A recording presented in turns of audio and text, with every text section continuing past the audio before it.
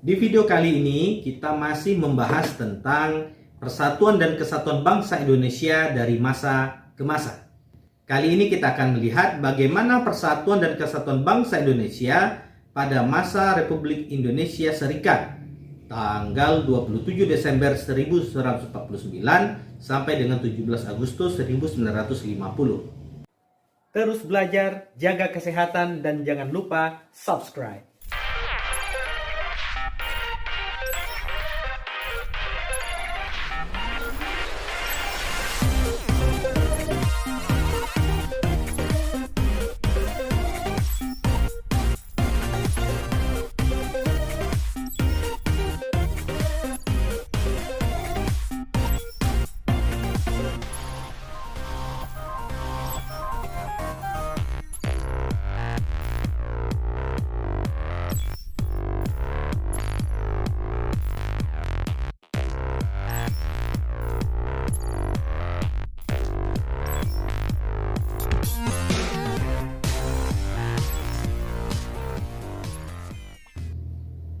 Federalisme pernah diterapkan di Indonesia pada rentang 27 Desember 1949 sampai dengan 17 Agustus 1950. Pada masa ini, yang dijadikan sebagai pegangan adalah Konstitusi Republik Indonesia Serikat tahun 1949. Berdasarkan konstitusi tersebut, bentuk negara kita adalah serikat atau federasi dengan 15 negara bagian. Bentuk pemerintahan yang berlaku pada periode ini adalah republik, dengan ciri republik diterapkan ketika berlangsungnya pemilihan Insinyur Soekarno sebagai Presiden Republik Indonesia Serikat dan Dr. Muhammad Hatta sebagai Perdana Menteri. Sistem pemerintahan yang dianut pada periode ini adalah sistem parlementer kabinet semu atau kuasi parlementer dengan karakteristik yang pertama, pengangkatan Perdana Menteri dilakukan oleh Presiden, bukan oleh Parlemen sebagai lazimnya. Yang kedua, kekuasaan Perdana Menteri masih dicampur tangani oleh Presiden. Hal itu tampak pada ketentuan bahwa Presiden dan Menteri bersama-sama merupakan pemerintah. Seharusnya, Presiden hanya sebagai kepala negara, sedangkan kepala pemerintahan adalah Perdana Menteri. Yang ketiga, pembentukan kabinet dilakukan oleh Presiden, bukan oleh Parlemen. Yang keempat, pertanggungjawaban kabinet adalah kepada Dewan Perwakilan Rakyat, namun harus melalui keputusan pemerintah. Dan yang kelima, Parlemen tidak mempunyai hubungan erat dengan pemerintah, sehingga DPR tidak punya pengaruh besar terhadap pemerintah. DPR tidak dapat menggunakan mosi tidak percaya kepada kabinet. Dan yang terakhir, Presiden RIS mempunyai kedudukan rangkap, yaitu sebagai kepala negara dan kepala pemerintahan. Selain Presiden, Perdana Menteri atau Kabinet Negara Republik Indonesia Serikat juga mempunyai Senat, Dewan Perwakilan Rakyat, Mahkamah Agung, dan Dewan Pengawas Keuangan sebagai alat perlengkapan negara. Parlemen RIS terdiri atas dua badan, yaitu Senat dan DPR. Senat beranggotakan wakil dari negara bagian yang ditunjuk oleh pemerintah pusat. Setiap negara bagian diwakili oleh dua orang. Keputusan untuk memilih bentuk negara serikat sebagaimana telah diuraikan di awal merupakan politik pecah belah kaum penjajah. Hasil kesepakatan dalam konferensi meja bundar memang mengharuskan Indonesia berubah dari negara kesatuan menjadi negara serikat. Sebagaimana nasib negara serikat itu, layaknya bayi yang lahir prematur, kondisi RIS juga seperti itu. Muncul berbagai reaksi dari berbagai kalangan.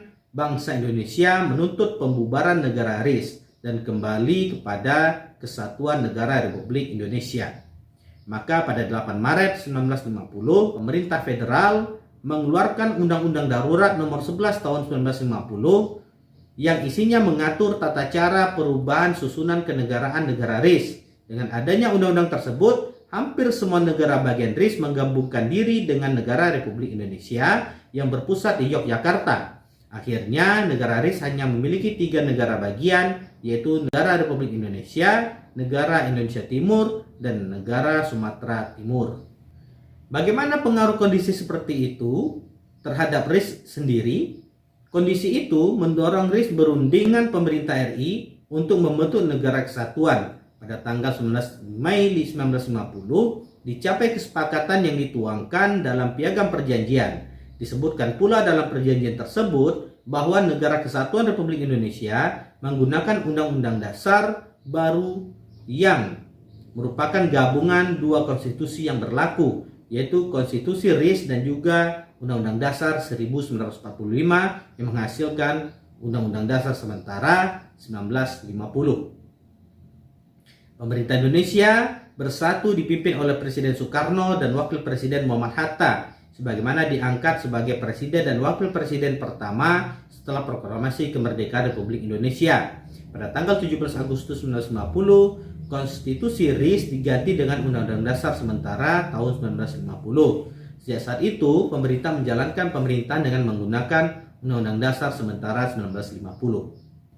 Pada masa Republik Indonesia Serikat juga terdapat gerakan-gerakan separatis yang terjadi di beberapa wilayah, yaitu diantaranya Gerakan Angkatan Perang Ratu Adil atau yang disingkat dengan APRA.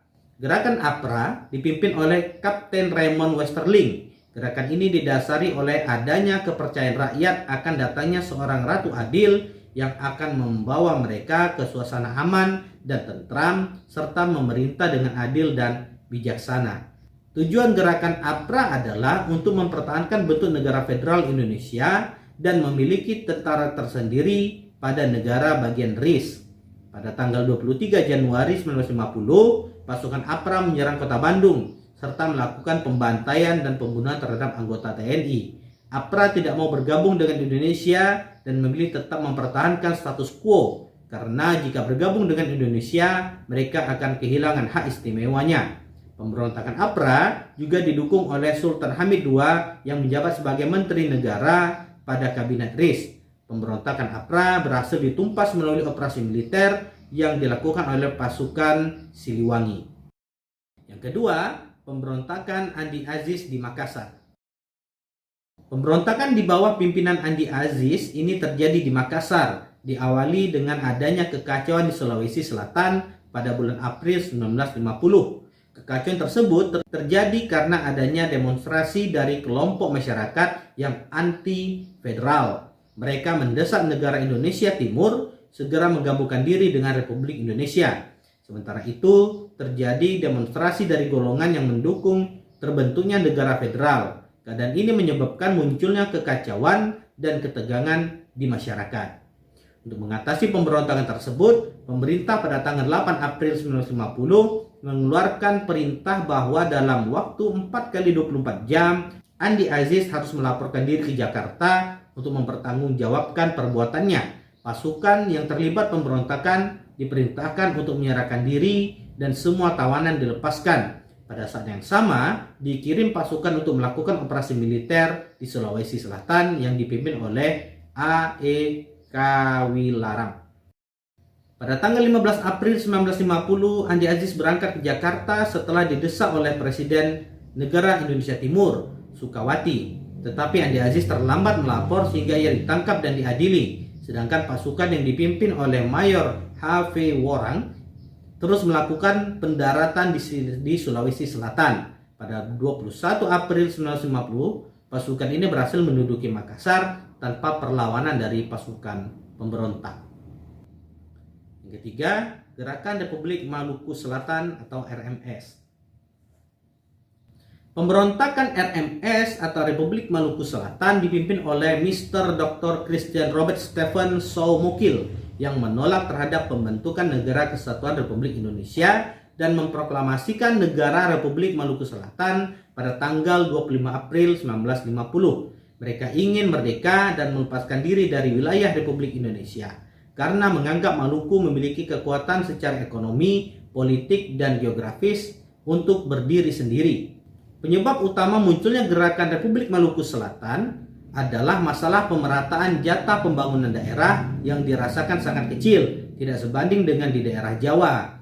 Pemberontakan ini dapat diatasi melalui ekspedisi militer yang dipimpin oleh Kolonel A.E. Kawilarang, Panglima Tentara dan Teritorial Indonesia Timur.